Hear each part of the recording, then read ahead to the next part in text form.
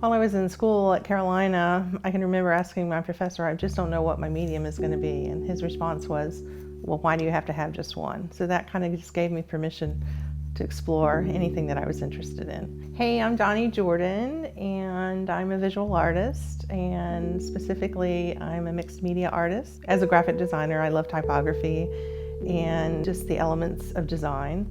And so I just incorporate those into mixed media collage, fiber art, assemblages of found objects.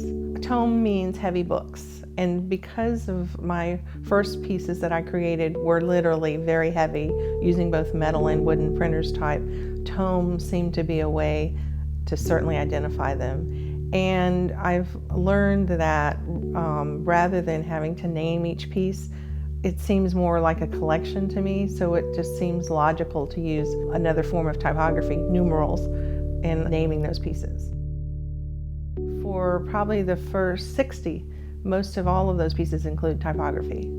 And then I started working on a show inspired by nature with another artist friend, Kay Reardon. And so that's what drove that piece, was just taking elements of nature and then incorporating those printed trays like I did. They're all found objects.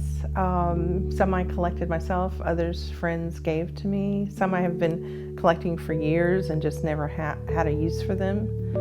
So, and that's the way my process is. I'm a creative collector, I like to call myself. Early on, my grandmother taught me that rocks and seashells are God's gifts to poor travelers. So those are the first things that I collected. And I think assemblages just gave me a way to incorporate those items into fine art. I collect portable typewriters and have incorporated those into an installation that I did. I also collect dictionaries. I love books. I love the printed book and one that I can hold in my hand. And so I collect those, but I also collect things like feathers and seashells and just things that all incorporate the elements of design.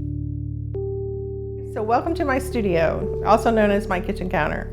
And I love this space to work, obviously because of the height. I can stand or sit, and because of the natural light. And it allows me to feel like I'm still part of my home while I'm creating. And so I've been working on, for about the last 2 weeks, some handmade books inspired by nature and incorporating nature. These are just some studies that I've done. Who knows, they may become part of the show or not.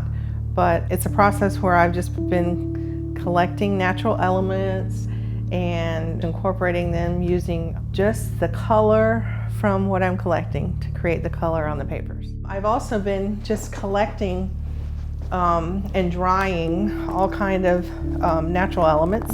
This will definitely be part of the show. It's going to be an installation, and it's just things that I've collected and dried, and will be an installation on the wall, just so you can see all those elements of design that I talked about, the color and the shape and the texture.